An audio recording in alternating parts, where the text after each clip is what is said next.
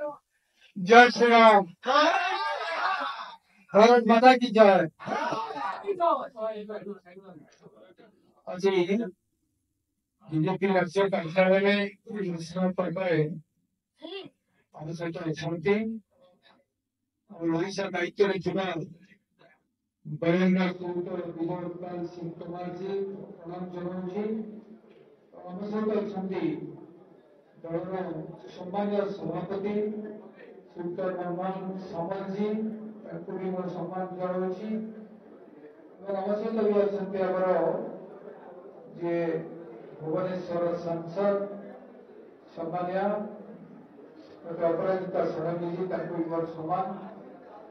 ଏବଂ ତାଙ୍କ ପାଖରେ ଶ୍ରୀଯୁକ୍ତ ଦେବାଶିଷ ନାୟକ जी ଅଛନ୍ତି, ପୂର୍ବତନ ମନ୍ତ୍ରୀ, ଶ୍ରୀଯୁକ୍ତ ପୂର୍ଣ୍ଣଚନ୍ଦ୍ର ସେଠୀ ଅଛନ୍ତି, ପୂର୍ବତନ ବିଧାୟକ, ଶ୍ରୀଯୁକ୍ତ ଅରବିନ୍ଦ ଢାଲି ପୂର୍ବତନ ମନ୍ତ୍ରୀ ଅଛନ୍ତି, ପ୍ରତି ଅନିତା ଭୂମି ଅଛନ୍ତି, ଆମର ଦଳର ମୁଖପାତ୍ର ଅଜୟ ଭାଇ ଅଛନ୍ତି, ଅନ୍ୟ ପଦାଧିକାରୀମାନେ, ମୋ ସହିତ ଯୋଗ ଦେଇଥିବା ସମସ୍ତ ମୋର ପରିବାରର ବନ୍ଧୁମାନେ, ପରିବାରର ସଦସ୍ୟ ମୋର ସହିତ ଅଛନ୍ତି ଏବଂ ପ୍ରେସ୍ ମିଡିଆର ବନ୍ଧୁମାନେ। ଯଶସ୍ୱୀ ପ୍ରଧାନମନ୍ତ୍ରୀ ଶ୍ରୀଯୁକ୍ତ ମୋଦିଙ୍କର ଆଦର୍ଶରେ ଅନୁପ୍ରାଣିତ ହୋଇ ଆଜି ଆମେ ସମସ୍ତେ ପରିବାର ସହିତ ଯୋଗ ଦେଇଛୁ ଭାରତୀୟ ଜନତା ପାର୍ଟିରେ।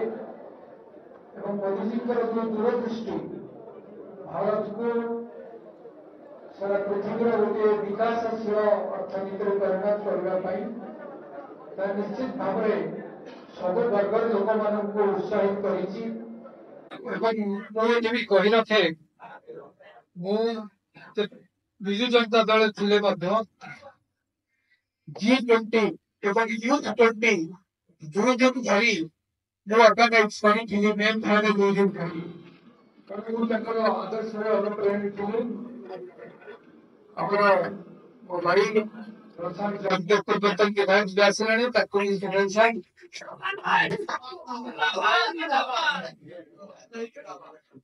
ତେଣୁ ଆମେ ସମସ୍ତେ ମୋଦିଜୀଙ୍କର ଯୋଉ ରହିଛି ଦୂରଦୃଷ୍ଟି, ତାଙ୍କୁ ରୂପାୟିତ ଗ୍ରହଣ କରିବା ପାଇଁ ମୋ ସହିତ ଯୋଉ ବନ୍ଧୁମାନେ ଅଛନ୍ତି, ପୂର୍ବତନ ଜିଲ୍ଲା ପରିଷଦ ସଦର କୁନାଲ ବାବୁ, ବନ୍ଧୁ କୁନ୍ଦନ ବାବୁଙ୍କ ଠାରୁ ଆରମ୍ଭ କରି ଭଉଣୀମାନେ ଅଛନ୍ତି, ଯେଉଁମାନେ ବି ଏଠି ଅଛନ୍ତି, ସମସ୍ତଙ୍କୁ ଶୁଭେଚ୍ଛା ଜଣାଉଛି। ଶୁଭେଚ୍ଛା। ମୁଁ ଆଶା କରିବି ଆମେ ଉନ୍ନତଧରଣର କାମ କରିବା ପାଇଁ ସମସ୍ତେ ଏକଜୁଟ ହେବା, ଭାରତୀୟ ଜନତା ପାର୍ଟିର ଛାୟା ତଳେ ରହି କାମ କରିବା। ଆଗାମୀ ନିର୍ବାଚନରେ ଆମେ ଦେଖେଇଦେବା ଯେ ନିଶ୍ଚିତ ଭାବରେ ଆମେ କିଭଳି ଭାବରେ ଆଗକୁ ଚାଲିପାରିବା, ଏ ସଂକଳ୍ପ ରହିବ।